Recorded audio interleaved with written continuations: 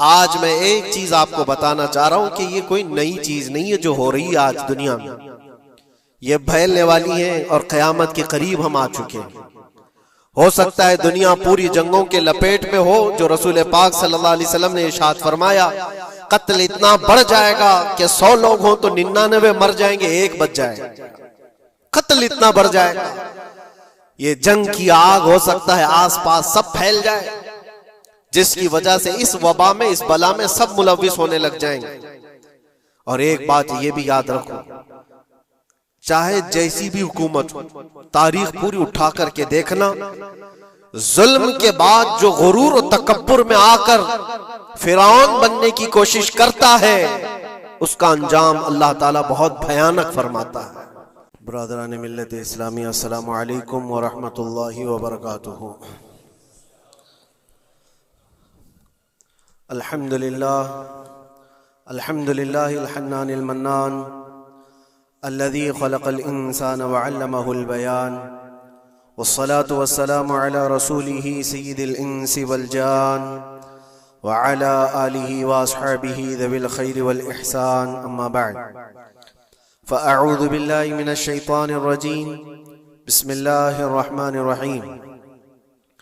वज़ुरिबत अलैहिमुज़्ज़िल्लतु वल्मस्कनतु वबाऊ बिग़ज़बिन मिनल्लाह ज़ालिका बिअन्नहुम कानू यकफ़ुरून बिआयातिल्लाहि व यक़्तुलूनन नबिय्यीन बिग़ैरि हक़्क़ ज़ालिका बिमा असौ व कानू यअतदून। सदक़ल्लाहु मौलानल अज़ीम। बारगाह रिसालत मुआब सल्लल्लाहु अलैहि वसल्लम में दुरूद पाक का हदिया पेश कर लें। अल्लाहुम्मा सल्लि अला सय्यिदिना व मौलाना मुहम्मदिन मअदनिल जूदि वल करम व आलिहि व अस्हाबिहिल किराम व इब्निहिल करीम व बारिक व सल्लिम सलातन दाइमतन सरमदन अबदा। इकबाल ने कहा है, सतीजा कार रहा है अजल से ता इमरोज, शरारे अबू लहबी से चराग़े मुस्तफ़वी। मतलब ये है कि शुरू के दिनों से ही इस कायनात में, इस दुनिया में एक मारका चलता आ रहा है। मारका मतलब जंग, मुकाबला। वो किस चीज का है? इकबाल कहता है, सतीजा कार रहा है अजल से ता इमरोज, शुरू से लेके आज तक एक मुकाबला चलता आ रहा है। वो मुकाबला किसका है? शरारे अबू लहबी से चराग़े मुस्तफ़वी का। मुस्तफ़ा करीम सल्लल्लाहु अलैहि वसल्लम की चिराग की रोशनी का मुकाबला अबू लहब की शरारतों के साथ। तो एक तो ये कि इस्तिआरा है, इससे पहले भी फिरौन और मूसा का, नमरूद और इब्राहीम का अलैहिमुस्सलाम, ये मुकाबला इस रुए अर्दी पर चलता रहा और हक व बातिल के मारके होते रहे और होते भी रहेंगे। फी जमाना हम जो हालात देख रहे हैं पूरी दुनिया में, आज जंगों के हालात जो पेश किए जा रहे हैं, लोग तो अब ये खबरें ऐसे सुन रहे हैं, किसी के यहाँ बम गिरने की, मिसाइल गिरने की, तो ऐसा लग रहा है जैसे बच्चे पटाखे फोड़ रहे हैं। लोग यहाँ खबरें लेकर के मजे ले लेते हैं, फिर फॉरवर्ड कर देते हैं। मौत इतनी आसान हो गई है कि अल्लाह के नबी सल्लल्लाहु अलैहि वसल्लम ने 1400 साल पहले ये इरशाद फरमाया था कि एक जमाना आएगा कि हरज बढ़ जाएगा। तो सहाबा ने पूछा था, ये हरज क्या है? तो हुजूर अकरम सल्लल्लाहु अलैहि वसल्लम ने इरशाद फरमाया था कि कत्ल बहुत ज्यादा होगा, एक दूसरे का कत्ल इतना ज्यादा होने लगेगा कि लोग उसकी परवाह भी नहीं करते। आज मुझे आज बताओ, दुनिया पूरी बहुत सारे इश्यूज पर बैठकें कर रही है, ग्लोबल वार्मिंग पे है, दुनिया में इन्वायरमेंट की चेंजिंग पर, मौसम का तापमान बढ़ रहा है, इस पर मीटिंगें हो रही हैं, बड़ी बड़ी तंजीमें बैठती हैं। ये ढकोसला है ये दुनिया का, ये मगरिबी दुनिया, वेस्टर्न कंट्रीज का दिखावा है। ये एनिमल लवर्स को भी बाहर लेकर के आते हैं, उनको बहुत ज्यादा कवरेज दिया जाता है। ये कुत्ते से प्यार करने वाला है, ये मुर्गी से प्यार करने वाला है। जालिमों, 40,000 नहीं 50,000 लोगों को फिलिस्तीन में तुमने ना हक मार दिया, उस पर कोई बैठक नहीं करते। मौत इतनी आसान है इंसानों की। जंग जिससे है, मुकाबला जिससे है, तुम्हारा आपस में बराबर की ताकत का मुकाबला हो तो समझ में आए कि एक दूसरे की फौजों से मुकाबला है। इधर की फौज भी मर रही, उधर की फौज भी मर रही है, लेकिन निहत्ते बच्चों का क्या कसूर?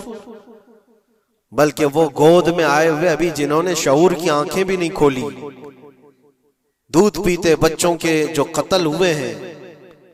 तारीख में आपने पढ़ा होगा फिरौन ने 12,000 बच्चों का कत्ल किया था, सिर्फ इस गुमान से कि उसने ख्वाब देखा था बनी इसराइल में एक बच्चा पैदा होगा जो उसकी सल्तनत को हिलाक कर देगा।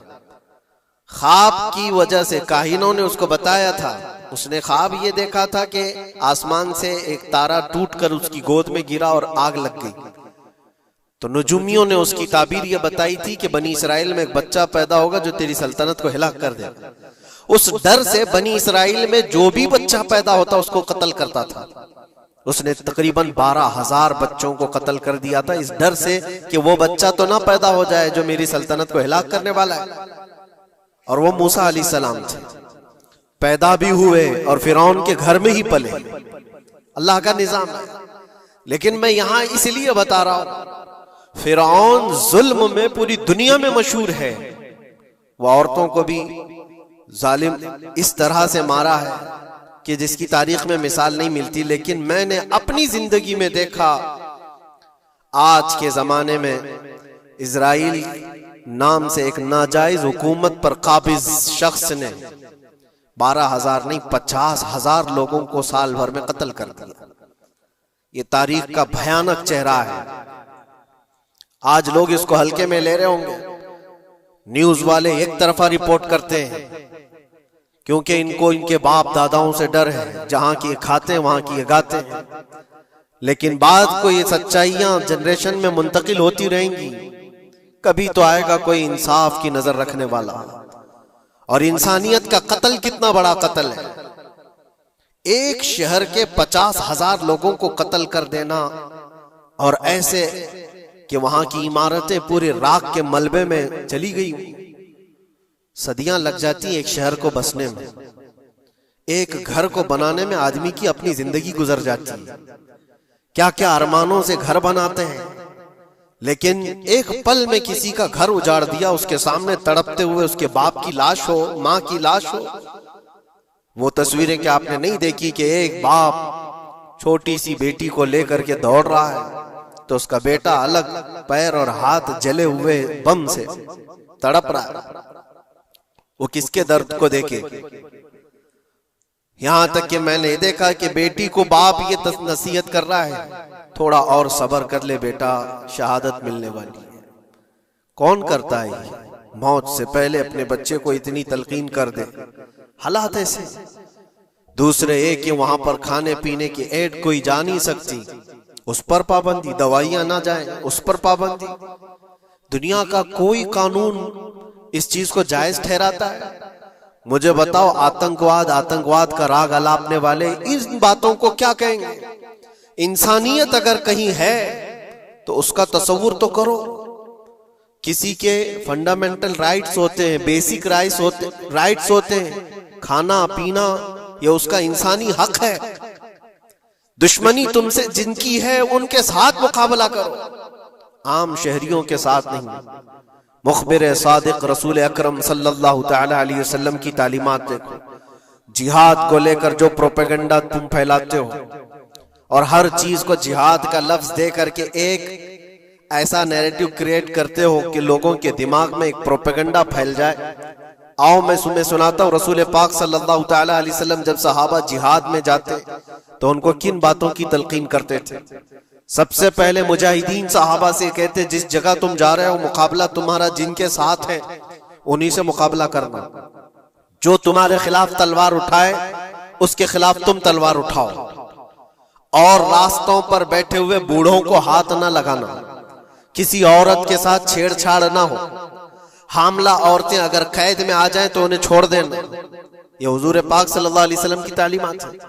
हत्ता के रसूल करीम सल्लल्लाहु अलैहि वसल्लम ने फरमाया, जिस शहर में तुम्हारा गलबा हो जाए, तुम गालिब आ गए वहां की फौज पर, तो वहां के रहने वालों के बच्चों को ना जुल्म करना, उनको ना पकड़ना। फिर तालीमात में ये है, वो चाहे जिस मजहब के भी लोग हैं, उनके माबदों को, उनकी इबादत गाहों को खत्म नहीं करना, उनकी इबादत गाहों को तोड़ फोड़ ना करना जिस शहर में तुम जा रहे हो। यहां तक कि हुजूर अकरम सल्लल्लाहु अलैहि वसल्लम की तालीमात तो देखो, हुजूर ये तक फरमाते थे मुजाहिदीन सहाबा को कि जिस शहर में तुम जा रहे हो वहां के दरख्तों के पत्ते भी ना उखाड़ना, दरख्तों को भी ना नुकसान पहुंचाना। जंगी तालीमात को आज कोई नजर में नहीं रखता है। दुनिया कहती है कि जंग के दौरान भी कुछ उसूल होते हैं, लेकिन कोई उसूल नहीं। हमने देखा है जिसकी ताकत है उसका बोलबाला है। ये दुनिया उनके खिलाफ कभी कोई बात नहीं करती। आज से तकरीबन 20 साल पहले भी इराक की क्या हालत थी आपने देखा होगा। एक झूठे प्रोपेगेंडे की वजह से पूरे इराक को तबाह किया गया। आज तक वो संभल नहीं पाया है। न्यूक्लियर पावर इराक के अंदर मौजूद है, उसके रिएक्टर वहां पर मौजूद है। क्या क्या चीजें उस जमाने में फैलाई गई। सोशल मीडिया तो नहीं था उतना। दुनिया ने ये मान लिया कि हाँ दादा कह रहा है तो होगा, और हमला किया इसी बुनियाद पर। 20 साल हो गए, आज तक इराक में कोई न्यूक्लियर पावर प्लांट नहीं नजर आया, कहीं नहीं। एक झूठे प्रोपेगेंडे की वजह से वहां के कितने लाख लोगों को बेघर होना पड़ा है पता है। कुछ जगह ऐसी हैं जहां बम बरसाए गए, आज तक वहां कोई सब्जा नहीं उगता, कोई वहां पर फसल नहीं होती। मैंने खुद अपनी आंखों से देखा एक नया मैदान जिसपे लोग फुटबॉल खेलते थे, चंद सालों के बाद देखो तो पूरा मैदान कब्रों से भरा हुआ है। कब्रें हैं वहां पर, पूरी कब्रें। लोगों को जनाजा उठाने के लिए लोग नहीं मिलते। मौत इतनी आम कर दी गई थी। इन बातों को कोई कहता है? आपने सुना कभी अबू गुरैब जेल के मुतालिक? कैदियों के साथ जो वहशियाना सलूक किया इन गोरों ने, अल्लाह की पनाह, बहुत सख्त किस्म के, दुनिया में बदनामे जमाना जेल उसको कहा जाता है। हर तरह की वहां पर कैदियों के साथ आजमाइशें हुई, हर तरह की। उन पर कुत्ते छोड़ देना, उनकी शर्मगाहें काटना, उन पर पेशाब करना, हर चीज जो इंसानियत सोज है, इंसानियत को जला देने वाली, ये सारी हरकतें की गई। दुनिया खामोश है उस सिलसिले में। क्यों? सुपर पावर के 1000 गुना भी हजम कर लिए जाते हैं। छोटा मुल्क या गरीब आदमी कोई बात करे तो सारे उस पर टूट पड़ते हैं। आज मैं एक चीज आपको बताना चाह रहा हूं कि ये कोई नई चीज नहीं है जो हो रही है आज दुनिया में। ये फैलने वाली है और कयामत के करीब हम आ चुके हैं। हो सकता है दुनिया पूरी जंगों के लपेट में हो, जो रसूल पाक सल्लल्लाहु अलैहि वसल्लम ने इरशाद फरमाया, कत्ल इतना बढ़ जाएगा कि 100 लोग हों तो 99 मर जाएंगे, एक बच जाएगा। कत्ल इतना बढ़ जाएगा। ये जंग की आग हो सकता है आसपास सब फैल जाए, जिसकी वजह से इस वबा में, इस बला में सब मुलविस होने लग जाएंगे। और एक बात ये भी याद रखो, चाहे जैसी भी हुकूमत हो, तारीख पूरी उठा करके देखना, जुल्म के बाद जो गुरूर और तकब्बुर में आकर फिरौन बनने की कोशिश करता है, उसका अंजाम अल्लाह ताला बहुत भयानक फरमाता है। बहुत भयानक अंजाम होता है। अब के जालिम भी अपने अंजाम के बहुत करीब आ चुके। इन्होंने जुल्म इतना किया है, वो बच्चों की आहें, वो औरतों की चीखें क्या बारगाह रब्बुल इज्जत में ना पहुंची होंगी? रब तबारक व तआला खुद फरमाता है, सयअलमुल लज़ीना ज़लमू अय्य मुनक़लबिन यनक़लिबून। अनक़रीब जालिम ये देख लेंगे कि किस पलटी में अल्लाह ताला उन्हें गिराने वाला है। जो जाल वो अपने दुश्मनों के लिए बुनते हैं, अल्लाह ताला उसी जाल में उनको फंसाता है। आज देखना आप, तारीख की सच्चाइयां आपको इस बात का जवाब देंगी। जालिम ये समझता है कि मैं खुदा के बराबर हो चुका, मुझे कोई भी हिलाक नहीं कर सकता। अल्लाह ताला फरमाता है इन्नमा तकुनु युद्रिकुमुल मौत वलौ कुंतुम फी बुरूजिम मुशय्यदा, तुम मजबूत किले में क्यों ना बैठे हो, मौत तुम्हारे पास आकर पकड़ लेगी। और रब तबारक व तआला के लिए कोई चीज नामुमकिन है। लोग आज हवा बनाते हैं कि एयर डिफेंस सिस्टम इतना बड़ा है कोई कुछ नहीं कर सकता।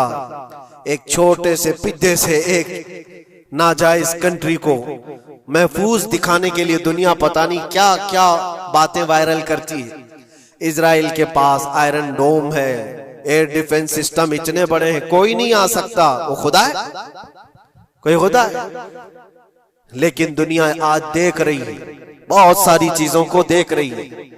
मुझे यहां पर किसी के सिलसिले में नहीं कहना है, लेकिन एक बात कहना है कि नशा में चूर, घमंड में चूर जो बंदा होता है, अल्लाह ताला कभी उसको मच्छर से भी हिलाक करता है। बहुत बड़ी ताकत का इससे मुकाबला होना जरूरी नहीं।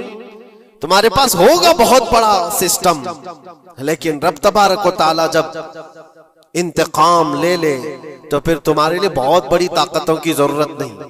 आपको मैं तारीख बताऊं, इराक में नमरूद एक जमाने में इस तरह की हरकत किया था कि उसने बहुत बड़ी इमारत बनाई थी, और उसके मुताबिक बात ये थी कि वो 1000 लोगों से तन्हा लड़ सकता था, इतनी उसकी ताकत थी।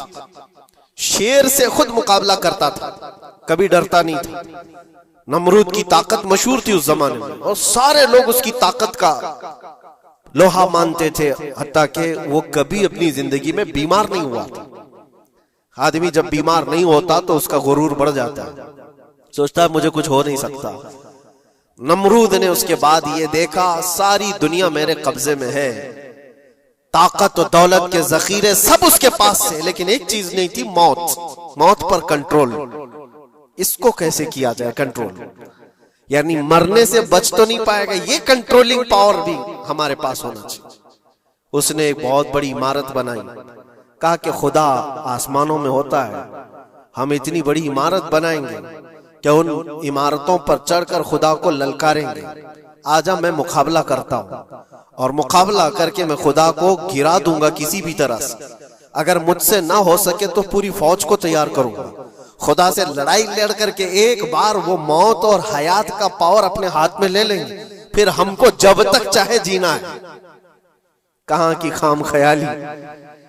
लेकिन उसने बनाया, पूरी दुनिया भर से लोगों को जमा किया, सबकी जुबान एक बनाया, सबकी करेंसी एक बनाया, सारी उस पूरी दुनिया के लोग उसकी फौज में। सबको ये बावर कराना शुरू किया कि हमारी लड़ाई है दुनिया से नहीं, हमारी लड़ाई क्रिएटर से, खालिक से। हम उससे पावर छीन लेंगे एक बार, और फिर अपने हाथ में मौत और हयात का कंट्रोल रखेंगे। जिसको जितनी लंबी उम्र चाहिए मैं दूंगा, जिसको जब तक जीना है मैं दूंगा, अजल तक, अजल से लेकर अबद तक। ये सारे ख्यालात उसके थे, और उसने जमा किया, इमारत भी बनाया, फौज भी तैयार किया। क्या रब तबारक व तआला ये नहीं देख रहा था? उसकी तैयारी, उसका जमा करना, उसकी इमारत बनाना, बहुत दिनों तक ये सब काम चलता रहा। रब तबारक व तआला किसी से गाफिल नहीं, दिलों में गुजरने वाले हालात से भी बेखबर नहीं, लेकिन बंदे को रब तबारक व तआला ढील देता है। कुरान में रब ताला फरमाता है, वला यहसबन्नल्लज़ीना कफरू अन्नमा नुमली लहुम खैरुल लिअन्फुसिहिम इन्नमा नुमली लहुम लियज़दादू इस्मा। काफिर जो उनको ढील मिली है, ये न समझें कि हमने जो उनको छोड़ रखा है उनके लिए बेहतर है, बल्कि इसलिए हम छोड़ रखे हैं कि वो और ज्यादा करें, और ज्यादा करें। लियज़दादू इस्मा वलहुम अज़ाबुम मुहीन, फिर हम जिल्लत वाला अजाब उन्हें देने वाले हैं। ये मत समझ लो कि रब तबारक व तआला इन सब चीजों से बेखबर है। नमरूद इतना सब करता रहा, अल्लाह ने उसको छोड़ रखा। बना ले, लंबी इमारत बना, फौज भी बना ली, सारी चीजें बना लिया। मुकाबले के लिए उसने दिन भी तय कर लिया। उसके बाद उसको खुदा से लड़ाई लड़नी थी, कहां खुदा तक पहुंचने की बात। लेकिन बंदा जब गुरूर और तकब्बुर में आता है तो वहां तक भी सोचता है, उसे मौत पर कंट्रोल हासिल करना था, बस ये एक चीज थी। फिर जब वो दिन आया, किताबों में मिलता है, अल्लाह तबारक व तआला ने फरिश्ते उसकी जो तादाद है उसका किसी को इल्म नहीं। बारिश के जितने कतरात गिरते हैं ना, एक एक फरिश्ता बूंद लाकर रखता है। अब आप अंदाजा कर सकते हैं फरिश्तों की तादाद कितनी हो सकती। उसमें जो बड़े फरिश्ते हैं वो जिब्राइल, मीकाईल, इसराफील और इज़राइल अलैहिमुस्सलाम, जो सरदार मलाइका हैं, फरिश्ते हैं, उनके अपने अपने काम हैं, बहुत पावरफुल फरिश्ते हैं। इनकी बात नहीं कर रहा, किसी एक आम फरिश्ते को रब तबारक व तआला ने बुलाया और फरमाया जाओ जमीन पर हमारे एक बंदे ने हमसे लड़ाई का इरादा कर लिया है। उसकी ताकत और कुव्वत और उसकी जमा शुदा सारी चीजों को देख करके आओ। वो फरिश्ता जमीन पर आया, जिस जगह पर उसने ये सब जमा किया था, फरिश्ता उतरकर सिर्फ अपने पैर हिलाया था, पूरी इमारत भस्म हो गई। कुछ नहीं किया था, उसकी बनाई हुई इमारत भस्म हो गई। जितनी फौज जमा किया था सब कीड़े मकोड़ों की तरह मर गए और सबकी जुबानें मुख्तलिफ हो गई, कोई एक दूसरे को पहचान नहीं पा रहा। ये मिनटों की भी बात नहीं थी, सेकंडों की बात थी। फरिश्ता वापस चला गया, नमरूद का जवाल हो गया, खत्म हो गया। ये तारीख की एक बात है और ये रिवायत हम अपनी किताबों में नहीं रखते, ये रिवायत यहूदियों की किताबों से ही है। यहूदी इस बात को यकीन करते हैं और इसी वजह से इस बात पर वो दोबारा अमल करने के लिए फिर कोशिश में है। न्यू वर्ल्ड ऑर्डर जो कहा जाता है, पूरी दुनिया को इकट्ठा करना, एक करेंसी बनाना, एक लैंग्वेज पर लाना और सबको मिलाकर के एक ताकत हासिल करना, स्पेस पर जाना और फिर वही चीजें दोहरानी जा रही है दुनिया। वही चीज एक दोबारा बार ट्राई करना है, जिसके लिए आपको पता है ये छोटी सी कौम पूरी दुनिया पर कंट्रोल हासिल करने के कैसे कैसे ख्वाब देखती है। अगर आप जाएं, इस्लाम दुश्मनी तो इनकी पुरानी है, लेकिन ये जो 50,000 लोगों का कत्ल है, ये सिर्फ और सिर्फ उनके अपने एक छोटे मकसद के लिए। हो सकता है बहुत सारी बातें हों, गजा पट्टी एक ही इलाका बचा हुआ है फिलिस्तीन का, बाकी सब तो ये कब्जा कर चुके 1947 के बाद, 48 के बाद। छोटा सा हिस्सा जो बाकी है गजा पट्टी, जिसकी 20 लाख की आबादी, उस इलाके पर इतनी ज्यादा क्यों क्रूरता है, क्यों? बाकी सब जगह पर और भी दीगर जगह पर, यरूशलेम में, वेस्ट बैंक में, कई जगहों पर मुसलमान आबाद हैं। ये गजा के लिए क्यों इस कदर सख्तियां हैं? दुनिया को बताने के लिए तो ये एक आतंकवाद जमात है हमास, जिसका मुकाबला करने के लिए हम ये हमले कर रहे हैं। लेकिन आज तक ये दुनिया को बता नहीं सके कितने हमासियों को कत्ल किया, कितने हमास के लोग पकड़े गए, कितनों को मारा गया, चंद होंगे। लेकिन उसके बदले में जो भारी कीमत चुकाई हो गजा के निहत्थे लोगों ने, 50,000 लोगों का कत्ल, ये तो रिकॉर्ड पे दिख रहा है। बाकी अल्लाह वाला, बाकी कितने हैं जिनकी तादाद मिल ना सकी हो। बाज दानिश्वरों ने यह भी बताया उसको सिर्फ और सिर्फ एक कैनल बनाना है जो दुनिया की ट्रेडिंग पर कब्जा हासिल करने के लिए। जो सुएज कैनाल है इजिप्ट का, जिससे मेडिटेरेनियन सी से लेकर के गुजरते हैं, 2 समंदरों को जोड़ने के लिए एक कैनल है मिस्र में, इजिप्ट में, जहां से इजिप्ट हर गुजरने वाले जहाज से टैक्स लेता है, हर गुजरने वाले जहाज से एक भारी कीमत लेता है, जिससे ट्रेडिंग पर असर भी रहता है। और जब वो चाय बंद करे, 2 मरतबा उसने बंद भी किया था तारीख में 1950 के बाद। और ये ख्वाब देखता है इजराइल कि हम अपनी ही जगह से एक कैनल बना लें तकरीबन 300 किलोमीटर, जिसके लिए उसको गजा हासिल करना बहुत जरूरी है। ये बाज लोगों की अपनी तहकीक है। तो क्या कोई अपने मफाद का हासिल करने के लिए 50,000 लोगों का कत्ल कर सकता है? दुनिया को यह भयानक चेहरा भी तो मालूम होना चाहिए। अगर उनको कोई रास्ता बनाना है तो उसके लिए इंसानियत का कत्ल करना। मैं आपको एक बात अर्ज किए देता हूं, कुरान पाक ने जो फरमाया वो हक है, 100% हक है। अल्लाह ने फरमाया, मैंने खुतबे के बाद जो आयत पढ़ी, वदुरिबत अलैहिमुज़िल्लतु वल मस्कनत, अल्लाह फरमाता है उन पर जिल्लत और गुर्बत लिख दी गई है। किस पर? यहूदियों के मुताबिक। वबाउ बिग़ज़बिन मिन अल्लाह, और अल्लाह के गजब में रहेंगे वो हमेशा। आप सूरह फातिहा में पढ़ते हैं ना, गैरिल मग़दूबि अलैहिम वलद्दाल्लीन। मग़दूब का मतलब क्या है? जिन पर अल्लाह का गज़ब हुआ, और वो यहूद कौम है। कुरान पाक की मैं आपको बात बता रहा हूं।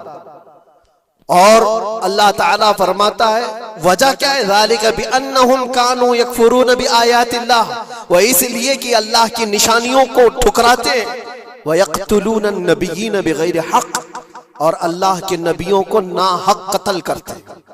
अब दुनिया को यह अफसोस हो रहा होगा, जैसे मैंने अभी बताया 50,000 लोगों का कत्ल वहां कर दिया, ईरान में घुस गया, शाम में घुस गया, लेबनान में घुस गया, हर जगह मार मार मार और लोगों का कत्ल। मेरे अजीजों, ये तो आम लोगों का कत्ल है, और कुरान ये कहता है ये वो कौम है जो अल्लाह के नबियों को कत्ल करती थी।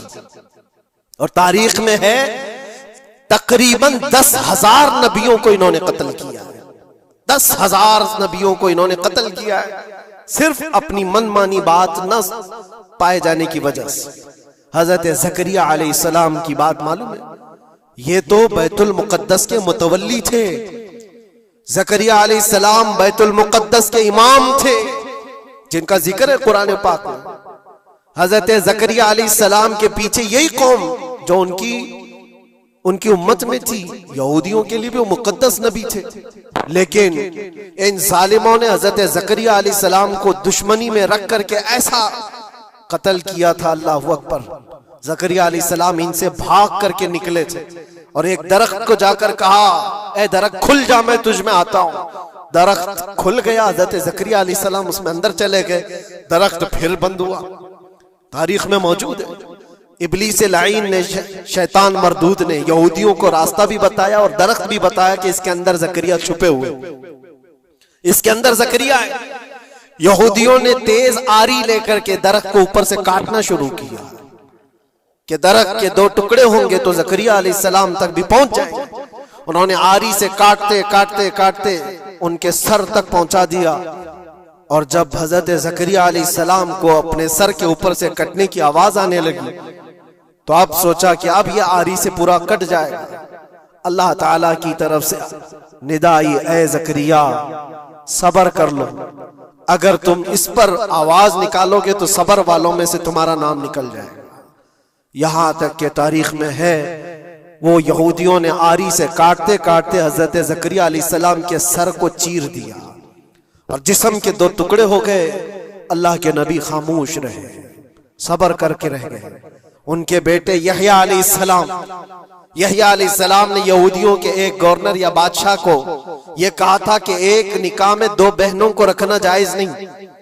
उसने 2 बहनें एक साथ अपनी ज़ौजियत में रखा था। सिर्फ इतनी बात पर हजरत यहया अलैहिस्सलाम सिर्फ 33 साल के जवान थे। उस यहूदी जालिम ने यहया अलैहिस्सलाम के सर को काट करके बर्तन में लाकर नाश्ते में रखा था। अल्लाह के नबी की बात कर रहा हूं। अल्लाह के नबी के सर को काटकर तश्त पे रखा था। लेकिन तारीख की सच्चाइयां बताती हैं कि वो कटे हुए सर से यहया अलैहिस्सलाम बोलते थे, ए जालिम, अब भी मैं कहता हूं एक निकाह में 2 बहनों को रखना हराम है, हराम है। ये अल्लाह के नबियों की जिंदगी में बता रहा हूं जिनके साथ इन्होंने की। ईसा अलैहिस्सलाम, ये पागल ईसाई जो आज उनकी कपड़ों में जाकर बैठे हुए होते हैं, जबकि जिंदगी भर ये लड़ते रहे हैं। कुरान भी कहता है वक़ालतिल यहूदु लैसतिन नसारा अला शै वक़ालतिन नसारा लैसतिल यहूदु अला शै। दोनों लड़ते थे। यहूदी कहते ईसाई कोई चीज ही नहीं, ईसाई कहते थे यहूदी कोई चीज ही नहीं। इनकी जंगें इतनी खतरनाक हुई, ये सब लिपापोती करके आज दिखाते हैं कि हम सब एक हैं। बहुत गहरी दुश्मनियां इनके दरमियान थी। ईसाईयत, हजरत ईसा अलैहिस्सलाम को क्या किया गया? जब उन्होंने अपने पैगामात फैलाए तो ईसा अलैहिस्सलाम को भी कत्ल करने का मंसूबा यहूदियों ने बनाया था और पूरे लोग आकर हजरत ईसा अलैहिस्सलाम के घर को घेराव कर लिए। ईसा अलैहिस्सलाम को उस रात अल्लाह ताला ने आसमानों पर उठा लिया और एक यहूदी को अंदर देखने के लिए भेजा था यहूदियों ने कि जाकर देखो ईसा है कि नहीं। तो अल्लाह ताला ने वो आए हुए यहूदी को ईसा अलैहिस्सलाम की शक्ल दे दी, ईसा अलैहिस्सलाम को उठा लिया। यहूदी जो बाहर खड़े मुंतजिर थे, हमारा आदमी अंदर गया है देखने के लिए, मारने के लिए, कत्ल करने के लिए, अभी तक आया नहीं। तो सब के सब अंदर घुस गए। देखा वो आदमी बैठा हुआ है, उसी को पकड़कर लाकर सूली पर चढ़ा दिया ईसा समझ करके। लेकिन इत्तेफाक ये है कि उसको पूरी शक्ल नहीं दी गई थी, आधी शक्ल ईसा अलैहिस्सलाम की थी और आधी उसकी खुद की थी। बाद में यहूदियों में खुद इख्तिलाफ हो गया, हमारा बंदा कहां गया जो ढूंढने के लिए गया था, वो गायब कहां है? और अगर ये हमारा बंदा है जो ढूंढने के लिए गया था तो फिर ईसा कहां है? ये इख्तिलाफ में, ये शक में 550 साल गुजर गए। फिर मेरे मुस्तफा सल्लल्लाहु अलैहि वसल्लम तशरीफ लाए और कुरान ने इस बात को वाज़ेह किया, न तुमने ईसा का कत्ल किया, न सूली चढ़ाई है। ईसा अलैहिस्सलाम जिंदा है, अल्लाह ने आसमानों पर उन्हें उठाया। ये तो ईसाइयों पर एहसान है कुरान का, जो सच्चाइयां 550 साल पहले की बताया। मेरे अजीजों, ये तारीख में आपको बता रहा हूं, नबियों का कत्ल करने वाली कौम, उनके सामने आम इंसान क्या माने रखते हैं। ये दुनिया की सारी कौमों को हकीर समझने वाली कौम, दुनिया के पूरे जखीरों को अपनी मिल्कियत समझने वाली कौम, उनका अकीदा है ये दुनिया का जितना गोल्ड है, जितना सोना है, उस पर सिर्फ और सिर्फ उनकी कौम का कब्जा होना चाहिए, पूरी दुनिया को। आपको पता है मदीने तैयबा में हुजूर पाक सल्लल्लाहु अलैहि वसल्लम की आमद से पहले ये सब के सब मदीने में बसे हुए थे। 550 साल से इंतजार कर रहे थे हुजूर के आने का। दूसरी कौमों को डराते थे, क्यों? उनकी किताब में मौजूद था आखिरी नबी के आने की सारी बातें मौजूद थी। आखिरी नबी आएंगे, उनके मानने वालों का गलबा होगा, वो अपने नूर नबुव्वत से लोगों के दिलों को पाक करेंगे। उनकी शक्ल भी बताई गई थी तौरात में, उनके आने की जगह भी बताई गई थी। पूरे हिजाज में खजूरों का झुंड एक इलाका होगा जहां ये नबी आएंगे, और वो मदीने के अलावा कोई जगह ही नहीं थी। यहूदी ये सब चीजें देखकर हुजूर के आने से 550 साल पहले से इंतजार में थे, वो नबी यही आएंगे, यही आएंगे। और दूसरी कौमों को डराते थे, हमसे मत उलझना, आखिरी नबी आने वाले हैं हमारे, और उस नबी के आने के बाद फिर हम चुन चुन कर तुमसे बदला लेंगे। और जब कभी मुसीबत आती तो अल्लाह से दुआ भी ये करते थे कि अल्लाह वो आखिरी नबी जो हमारे इलाके में आने वाले हैं, उनके सदक़े में तू हमारी बलाओं को दूर कर। ये वो कौम है जो हुजूर आखिरुन नबीयीन सल्लल्लाहु अलैहि वसल्लम के इंतजार में वक्त काट रही थी। लेकिन हुआ ये, उनका अकीदा ये था कि आखिरी नबी तो बनी इसराइल में ही पैदा होंगे, हमारे खानदान में पैदा होंगे। इन्होंने ठेका ले रखा है, आखिरी नबी कहां पैदा होंगे ये फैसला करेंगे। अल्लाह तबारक व तआला ने आखिरी नबी हमारे आका सल्लल्लाहु अलैहि वसल्लम को बनी इसराइल में नहीं, बनी इस्माइल में पैदा किया। इस्माइल अलैहिस्सलाम के औलाद में पैदा किया। और ये इस्माइल अलैहिस्सलाम के औलाद पूरे अरब में आबाद थी। अरब में पूरी आबादी इस्माइल अलैहिस्सलाम की थी। मक्का को आबाद किसने किया? इस्माइल अलैहिस्सलाम। इस्माइल अलैहिस्सलाम की औलाद पूरे मक्का में, आसपास सब इलाकों में आबाद, सारी जितने भी नस्ब है वो इस्माइल अलैहिस्सलाम तक पहुंचते हैं, अरब वालों के। और ये यहूदी बनी इसराइल है, यानी याकूब अलैहिस्सलाम की औलाद में से। और ये दूसरों को हकीर जानते थे। जब तक ये लोग अरब में थे, मदीने में थे, इन्होंने हर एक को हिकारत से देखा। अरबों से इनके ताल्लुकात ऐसे नहीं थे, आम लोगों से कहते हमारे से बात करने के काबिल नहीं है, सबको उम्मी कहते थे, अनपढ़, जाहिल, ऐसे अल्फाज से अरबों को पुकारते थे। अरबों से अगर इनके ताल्लुकात होते भी तो बड़े बड़े टॉप लीडर जो होते हैं अरबों के, बस उनसे ताल्लुकात थे। आम लोगों को गिनते ही नहीं, कचरा कहते थे। बनी इस्माइल को जब ये कचरा कहते थे, और बनी इस्माइल में जब आखिरी नबी पैदा हो गए तब क्या कहने लगे पता है? कहते नहीं, ये गलत हो गया। आखिरी नबी तो बनी इसराइल में पैदा होने वाले थे, ये जिब्राइल ने शरारत किया और बनी इस्माइल में जाकर के नबूवत जो थी। कुछ तो ये कहने लगे, कुछ तो कहने लगे वो है ही नहीं आखिरी नबी।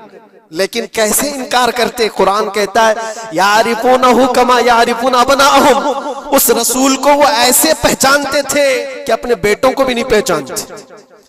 उनके बेटों के सही होने पर भी उनको इतना यकीन नहीं था कि हमारा ही बेटा है या नहीं, लेकिन हुजूर को देख करके यकीन था कि आखिरी रसूल ही, आखिरी रसूल होने की सारी निशानियां उन्होंने जो पढ़ी थी वो सब हुजूर के पास मौजूद थी। इसीलिए तो मेरे अजीजों, जो सहाबा यहूदियत से इस्लाम में आए, उन्होंने सब निशानियां देखी।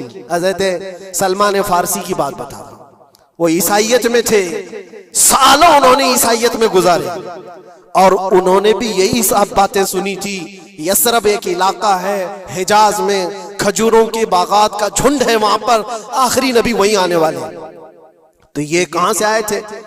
सलमान फारसी इराक से आए थे, मदीने में आकर गुलाम बन गए, एक खजूरों के बाग में काम करते थे बरसों तक। फिर वो वक्त आ गया जब हुजूर पाक सल्लल्लाहु तआला अलैहि वसल्लम मक्का से हिजरत करके मदीने आए थे। मस्जिद कुबा जहां है वहां 14 दिन तक हुजूर क़याम किए हुए थे।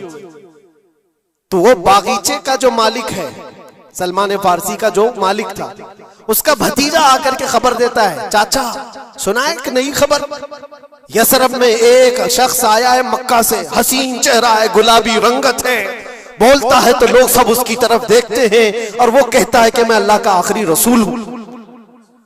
यहूदी का भतीजा अपने चाचा को खबर दे रहा है। सलमान फारसी खजूर के दरख्त के ऊपर बैठे खजूर काट रहे थे या साफ कर रहे थे। ये खबर सुने कि वहां से छलांग लगाकर नीचे आ गए, जिसके इंतजार में तो सालों गुजार दिया था। क्या कहा तुमने? मालिक ने एक थप्पड़ रसीद किया और कहा तू गुलाम है, आकाओं की बात में दखल अंदाजी मत कर, जा तू अपना काम कर। लेकिन उनकी बेचैनी थी कि वो अगर आखिरी रसूल आ चुके तो मेरी जिंदगी का तो मकसद यही है। फिर उन्होंने वक्त निकाला दिन का और हुजूर पाक सल्लल्लाहु अलैहि वसल्लम के पास पहुंच गए। जब रसूल करीम सल्लल्लाहु तआला अलैहि वसल्लम सहाबा के साथ मौजूद थे, देखें अलामतें जो इन्होंने पढ़ी थी अपनी किताबों में, वो सब जांचना भी चाहते थे। खजूरें लेकर के गए और कहा या रसूल अल्लाह ये कबूल कीजिए, ये सदका है। हुजूर ने लिया और सबको बांट दिया, उसमें से कुछ भी नहीं खाया, क्योंकि सलमान फारसी ने पढ़ा था कि आखिरी रसूल सदका नहीं खाएंगे। एक निशानी देख ली उन्होंने। दूसरे दिन आए, फिर वो मौका निकाला और खजूरें ली और आए। हुजूर से आकर के कहा कि ये लीजिए, कबूल कीजिए, ये हदिया है। हुजूर ने खुद भी खाया और सबको तकसीम किया। कहा ये किताब में मौजूद है, वो आखिरी रसूल हदिये को इनकार नहीं करेंगे, तहाइफ कबूल करेंगे। दो अलामतें देखी। फिर एक दिन, तीसरा दिन था, रसूल पाक सल्लल्लाहु अलैहि वसल्लम एक जनाजे में थे। तहबंद थी हुजूर के, चादर थी जिस्म के ऊपर। सलमान फारसी एक और निशानी देखने के लिए आए हुए थे जो किताबों में पड़ी थी। कभी हुजूर के दाएं आते, कभी बाएं आते, कभी आगे कभी पीछे, पूछने की या कुछ बात करने की कोशिश कर रहे थे। हुजूर सल्लल्लाहु अलैहि वसल्लम ने उनको देख लिया और कहा सलमान आ जाओ इधर। इधर बुलाया, अपनी चादर हटाई और कहा ये मोहरे नबूवत देखने के लिए आए थे। जो हुजूर सल्लल्लाहु अलैहि वसल्लम के कंधों के बीच में एक ऐसा सफेद निशान था जिसको मोहरे नबूवत कहा जाता है, वो सूरज से ज्यादा चमकता था दोनों कंधों के बीच में। और हजरत सलमान फारसी वो देखने के लिए आए थे और हुजूर ने उनके पूछने से पहले चादर हटाई और कहा यही देखने आए थे। सलमान फारसी ने कहा मैं तो एक चीज देखने आया था, आपने दो चीज बता दी। क्या चीज? मैं तो मोहरे नबूवत देखने आया था, आपने दिखा भी दिया और मेरे दिल की बात की खबर भी आपने बताई है। नबी को इल्म गैब भी होता है। और सलमान फारसी ने कलमा तैयबा पढ़ लिया। उसी सलमान फारसी को आजाद कराने के लिए मेरे आका सल्लल्लाहु अलैहि वसल्लम ने सहाबा के साथ मिलकर के 500 खजूर के दरख्त लगाए थे और एक बागीचा दे करके उस यहूदी से आजाद करवाया था। ये अल्लाह के नबी सल्लल्लाहु अलैहि वसल्लम के पास वो सहाबा जो आए थे यहूदियत से या ईसाइयत से, वो जानते थे हुजूर को, लेकिन ये इतनी खतरनाक कौम है जिनको अल्लाह ताला ने दिलों पर मोहर लगाया। ये यहूदी जो ईमान नहीं लाए और ये क़यामत तक इसी तरह गज़ब में रहने वाले हैं। आज इनका उभार अगर आप देख रहे हो तो शायद तारीख पता नहीं होगी कि कितनी जिल्लत की जिंदगी भी गुजारी, किस तरह भीख मांगे। आज या अपनी तारीख को कहीं पर भी सोशल मीडिया में गर्दिश करते हुए नहीं देख सकते, पाबंदी है पूरी दुनिया में। हिटलर के कत्ले आम के बारे में नहीं बोल सकता कोई, यहूदियों को इतना मारा था उतना मारा था, नहीं, दुनिया में ये बोलने पर पाबंदी है। इनके किसी भी पुरानी तस्वीरें दिखाने पर पाबंदी है। आज खुद अपने मुल्क में होने वाले हमलों की तस्वीर ना दिखाई जाए, इस पर पाबंदी है। ये तो तुम कब तक ऐब छुपाते रहोगे? जहां सड़न होती है बदबू आ ही जाएगी और अन करीब मेरे अजीजों, कुरान की वो बात याद रखो, अल्लाह ने फरमाया सयअलमुल लज़ीना ज़लमू अय्य मुनक़लिबिन यनक़लिबून, अन करीब जालिम ये देख लेगा कि अल्लाह उसको किस खाई में गिराने वाला है। क्या अब्रहा बहुत सारे मंसूबे बनाकर काबा ढाने नहीं आया था? अल्लाह ने अबाबील चिड़ियों से उसको हिलाक किया था, फिरौन को पानी से गर्क कर दिया था, नमरूद को मच्छर से हिलाक कर दिया था। बड़े बड़े तूफानी ताकतों के बादशाह दुनिया में आए, लेकिन अल्लाह ने उनको बहुत छोटी ताकतों से हिलाक किया। लोग आज ये मुकाबला कंपैरिजन करते हुए बैठे रहते हैं, एक तरफ ईरान है, एक तरफ गजा है, एक तरफ सुपर पावर हुकूमतें हैं। ये सारे कंपैरिजन दुनिया के हो सकते हैं, लेकिन रब तबारक व तआला की बादशाहत और उसकी सल्तनत जब इंतकाम पर आ जाए तो फिर मेरे अजीजों किसी मुल्क की भी जरूरत नहीं, सिर्फ हवाओं से मौला ताला ताकतों को खत्म फरमा देता। दुनिया में फैले हुए एक कोरोना को तुम काबू में नहीं कर पा रहे थे। एक छोटा सा कीड़ा होगा, एक बैक्टीरिया होगा जिसको कंट्रोल में ना ला सके और करोड़ों मौतें हो गई। कौन था ये? मौतों पर कंट्रोल तुम्हारे पास क्यों नहीं आया? सुपर पावर ताकतें बेबस नहीं थी 2 साल पहले? नहीं देखा आपने? और रब तबारक व तआला जब चाहे तो ये पकड़ जालिमों के साथ फरमाएगा। आज के दौर में दुआएं भी ये करो और अंजाम का इंतजार भी करो। ये तुम्हारा भी इम्तिहान है मेरे अजीजों। जो आग पड़ोस में लगी है उसकी चिंगारियां तुम्हारे घर को भी जला सकती हैं। अपने बुरे आमाल से तौबा करो, अल्लाह के गजब से डरो कि उसकी पकड़ ना आए। अल्लाह तबारक व तआला कहने सुनने से ज्यादा अमल की तौफीक अता फरमाए। और जो नाहक मारे गए बच्चे हैं, मौला ताला उन बच्चों को मारने वाले जालिमों को खतरनाक अंजाम तक पहुंचाए, उन्हें कैफरे किरदार तक पहुंचाए। रब ताला उन्हें अज़ाब अलीम में गिरफ्तार फरमाए। व आखिर दावाना अनिल हम्दुलिल्लाहि रब्बिल आलमीन। अस्सलामु अलैकुम।